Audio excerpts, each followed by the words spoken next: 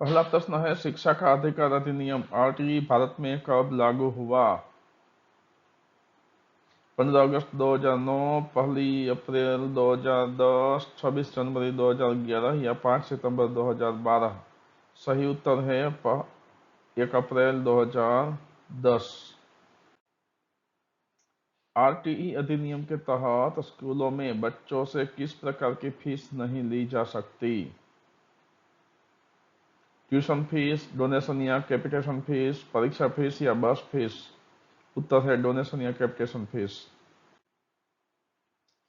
इस अधिनियम को लागू करने की मुख्य जिम्मेदारी किस पर होती है? केंद्र सरकार, राज्य सरकार, स्थानीय निकाय या उपरोक्त सभी? उत्तर है उपरोक्त सभी। इस अधिनियम के तहत क्या किसी विद्यालय को बंद किया जा सकता है? हाँ, यदि वह न्यूनतम मानदंडों को पूरा नहीं करता। बी, नहीं, कभी नहीं। सी, केवल सरकारी विद्यालय या डी, केवल निजी विद्यालय? सही उत्तर है हाँ, यदि वह न्यूनतम मानदंडों को पूरा नहीं करता। आरटीई अधिनियम के तहत क्या माता पिता का अपने बच्चों को स्कूल भेजना अनिवार्य है? ए हाँ, बी नहीं, सी केवल सरकारी स्कूलों में या डी केवल निजी स्कूलों में? उत्तर है हाँ। किसे यह सुनिश्चित करना होता है कि कोई बच्चा प्राथमिक शिक्षा से वंचित न रहे? ये शिक्षक, बी माता पिता, सी सरकार और स्थानीय निकाय या डी स्वयं बच्चा? उत्तर है सरकार और स्थानीय निकाय। शिक्षा का अधिकार अधिनियम का उद्देश्य क्या है? ए केवल गरीब बच्चों को शिक्षा देना, बी शिक्षा को सभी के लिए अनिवार्य और निःशुल्क बनाना, सी निजी स्कूलों को नियंत्रित करना या डी केवल सरकारी स्कूलों को सुधारना? उत्तर सही है, शिक्षा को सभी के लिए अनिवार्य और निःशुल्क बनाना। आरटीई अधिनियम के अनुसार शिक्षकों के लिए न्यूनतम शिक्षण घंटे कितने निर्धारित किए गए हैं? ए 800 घंटे, बी 900 घंटे, सी 1000 घंटे या डी 1200 घंटे? उत्तर है 900 घंटे।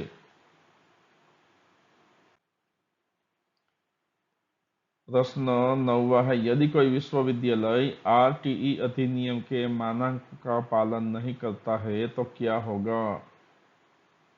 ए उस पर जुर्माना लगेगा, बी उसे मान्यता नहीं मिलेगी, सी उसे बंद कर दिया जाएगा या डी उपरोक्त सभी? तो डी उपरोक्त सभी सही उत्तर है। आरटीई अधिनियम के तहत छात्रों को कौन सी सुविधाएं दी जाती है? ए मुफ्त किताबें और स्टेशनरी, बी मुफ्त मध्याह्न भोजन, सी निःशुल्क स्कूल यूनिफॉर्म या डी उपरोक्त सभी? उत्तर है डी उपरोक्त सभी। आरटीई अधिनियम के तहत कौन सा वर्ग सबसे अधिक लाभान्वित हुआ है? ए आर्थिक रूप से कमजोर वर्ग, बी मध्यम वर्ग, सी केवल अनुसूचित जाति या जनजाति और डी केवल ग्रामीण क्षेत्र के बच्चे? सही उत्तर आर्थिक रूप से कमजोर वर्ग। आरटीई अधिनियम के तहत किस उद्देश्य से सर्वेक्षण की आवश्यकता होती है? ए बच्चों की संख्या जानने के लिए, बी शिक्षा की आवश्यकता वाले बच्चों की पहचान के लिए, सी स्कूलों की मान्यता के लिए या डी शिक्षक भर्ती के लिए? तो सही उत्तर है शिक्षा की आवश्यकता वाले बच्चों की पहचान के लिए। 13वां प्रश्न है, आरटीई अधिनियम को विश्व बैंक के शिक्षा विशेषज्ञ सैम कार्लसन ने किस रूप में वर्णित किया है? ए एक शिक्षा नीति, बी दुनिया का पहला कानून जो सरकार को उत्तरदायी बनाता है, सी केवल सरकारी स्कूलों के लिए लागू अधिनियम या डी शिक्षा बजट बढ़ाने का साधन? तो सही उत्तर है दुनिया का पहला कानून जो सरकार को उत्तरदायी बनाता है। अमेरिका और अन्य देशों में बच्चों को स्कूल भेजने की जिम्मेदारी किसकी होती है? ए सरकार की, बी माता पिता की, सी स्कूल प्रशासन की या डी नगर निगम की। सही उत्तर माता पिता की। विकलांग व्यक्तियों के लिए 18 वर्ष की आयु तक शिक्षा का अधिकार किस कानून के तहत दिया गया है? ए शिक्षा का अधिकार अधिनियम, बी विकलांग व्यक्ति अधिनियम, सी मानवाधिकार अधिनियम या डी बाल संरक्षण अधिनियम। सही उत्तर है विकलांग व्यक्ति अधिनियम। आरटीई अधिनियम के तहत किन चीजों में सुधार के लिए प्रावधान किया गया है? ए स्कूल के बुनियादी ढांचे में, शिक्षक छात्र अनुपात में, शिक्षकों की गुणवत्ता में या डी उपरोक्त सभी। सही उत्तर है उपरोक्त सभी। 17वां प्रश्न, भारतीय संविधान में शिक्षा किस सूची का विषय है? ए केंद्र सूची, बी राज्य सूची, सी समवर्ती सूची या डी स्थानीय सूची। सही उत्तर सी समवर्ती सूची। आरटीई अधिनियम के कार्यान्वयन की जिम्मेदारी किन पर होती है? ए केवल केंद्र सरकार पर, बी केवल राज्य सरकार पर, सी केंद्र राज्य और स्थानीय निकायों पर या डी केवल स्थानीय निकायों पर। सही उत्तर है केंद्र राज्य और स्थानीय निकायों पर। राज्य सरकारें सार्वभौमिक शिक्षा को लागू करने में किस समस्या का सामना करती है? ए योग्य शिक्षकों की कमी, बी पर्याप्त वित्तीय संसाधनों की कमी, सी स्कूलों की कम संख्या या डी बच्चों की अनिच्छा। तो सही उत्तर है बी पर्याप्त वित्तीय संसाधनों की कमी। आरटीई अधिनियम के तहत राज्यों को वित्तीय सहायता कौन प्रदान करता है? ए केवल राज्य सरकार, बी केवल केंद्र सरकार, सी केंद्र सरकार द्वारा राज्यों को सब्सिडी दी जाती है या डी कोई वित्तीय सहायता नहीं दी जाती। तो सही उत्तर है केंद्र सरकार द्वारा राज्यों को सब्सिडी दी जाती है, विकल्प सी। आरटीई अधिनियम के तहत किसे नामांकन, उपस्थिति और पूर्णता सुनिश्चित करने की जिम्मेदारी दी गई है? ए माता पिता को, बी राज्य सरकार को, सी केंद्र सरकार को या डी सरकार यानी कि केंद्र राज्य और स्थानीय निकाय को।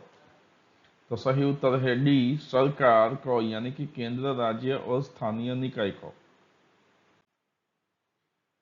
आरटीई अधिनियम के कार्यान्वयन के लिए प्रारंभ में अनुमानित लागत कितनी थी? ए 1000 बिलियन रुपए, बी 1710 बिलियन रुपए, सी 2310 बिलियन रुपए या डी 3000 बिलियन रुपए। सही उत्तर है 1710 बिलियन रुपए। 2010 के मध्य में आरटीई के लिए अनुमानित लागत बढ़ाकर कितनी कर दी गई थी? ए 200 मिलियन रुपए, बी 2500 बिलियन रुपए, सी 2310 बिलियन रुपए या डी 2800 बिलियन रुपए। तो सही उत्तर है 2310 बिलियन रुपए। 24वां प्रश्न है, आरटीई अधिनियम को लागू करने के लिए केंद्र और राज्यों के बीच प्रारंभिक धन विभाजन अनुपात क्या था? ए 70 और 30, बी 65 और 35, सी 50 और 50 या डी 75 और 25। तो सही उत्तर है 65 और 35। 25वां प्रश्न, पूर्वोत्तर राज्यों के लिए आरटीई अधिनियम के कार्यान्वयन में धन विभाजन का अनुपात क्या था? ए 80-20, 85-15, 90-10 या 75-25। सही उत्तर है 90-10। केंद्र सरकार ने बाद में अपने वित्तीय हिस्से को कितना बढ़ाने पर सहमति व्यक्त की? ए 65%, बी 68%, सी 70% या डी 75%। सही उत्तर है 68%। 27वां प्रश्न है, 2011 में शिक्षा के अधिकार को किस कक्षा तक विस्तारित करने का सैद्धांतिक निर्णय लिया गया? ए 8वीं कक्षा, बी 10वीं कक्षा, सी 12वीं कक्षा या डी कॉलेज स्तर? सही उत्तर बी 10वीं कक्षा। 28वां प्रश्न, आरटीई अधिनियम के तहत प्री स्कूल शिक्षा को शामिल करने पर विचार किस समिति ने किया? ए योजना आयोग, बी मानव संसाधन विकास मंत्रालय, सी सीएबीई समिति या डी नीति आयोग? सही उत्तर है सीएबीई समिति। आरटीई अधिनियम के क्रियान्वयन की निगरानी के लिए किस मंत्रालय ने राष्ट्रीय सलाहकार परिषद एनएससी का गठन किया? ए गृह मंत्रालय, बी मानव संसाधन विकास मंत्रालय, सी वित्त मंत्रालय या डी योजना आयोग? सही उत्तर है बी मानव संसाधन विकास मंत्रालय। राष्ट्रीय सलाहकार परिषद एनएससी में कितने सदस्य थे? ए 10, बी 12, सी 14 या डी 16? सही उत्तर है सी 14। एनएससी के सदस्य किरण कार्णिक किस संगठन के पूर्व अध्यक्ष थे? ए नेस्कॉम, बी एनसीईआरटी, सी नीति आयोग या डी टीच इंडिया? सही उत्तर है ए नेस्कॉम। एनएससी के सदस्य कृष्ण कुमार किस संस्थान के पूर्व निदेशक थे? ए नीति आयोग, बी एनसीईआरटी, सी यूजीसी या डी नेस्कॉम? सही उत्तर है बी एनसीईआरटी। एनएससी के सदस्य मृणाल मीरी किस विश्वविद्यालय के पूर्व कुलपति थे? ए जवाहरलाल नेहरू विश्वविद्यालय, बी नॉर्थ ईस्ट हिल यूनिवर्सिटी, सी दिल्ली विश्वविद्यालय या डी अलीगढ़ मुस्लिम विश्वविद्यालय? सही उत्तर है बी नॉर्थ ईस्ट हिल यूनिवर्सिटी। एनएससी के सदस्य योगेंद्र यादव किस क्षेत्र से जुड़े हुए थे? ए समाज विज्ञान, बी शिक्षा, सी राजनीति या डी प्रशासन? सही उत्तर है समाज विज्ञान। टीच इंडिया के सचिव कौन थे जो एनएससी के सदस्य भी थे? ए साजिद कृष्णन कुट्टी, बी अबू बकर अहमद, सी किरण कार्णिक या डी योगेंद्र यादव? सही उत्तर है साजिद कृष्णन कुट्टी। एनएससी में सामाजिक समानता एवं समावेशन केंद्र की प्रमुख कौन थी? ए किरण बेदी, बी एन्नी नामाला, सी सुषमा स्वराज या डी मृणाल मीरी? सही उत्तर है एनी नामाला। एनएससी में मुस्लिम एजुकेशन सोसाइटी केरल के उपाध्यक्ष कौन थे? ए किरण कार्णिक, बी योगेंद्र यादव, सी अबू बकर अहमद या डी कृष्ण कुमार? सही उत्तर है सी अबू बकर अहमद। आरटीई अधिनियम के तहत शिक्षा को 16 वर्ष की आयु तक बढ़ाने के निर्णय को किसने समीक्षा के लिए लिया? ए केंद्रीय मंत्रिमंडल, बी सीएबीई समिति, सी सुप्रीम कोर्ट या डी योजना आयोग? सही उत्तर है सीएबीई समिति। आरटीई अधिनियम की पहली वर्षगांठ पर मानव संसाधन विकास मंत्रालय द्वारा जारी रिपोर्ट के अनुसार कितने बच्चे स्कूल से बाहर थे?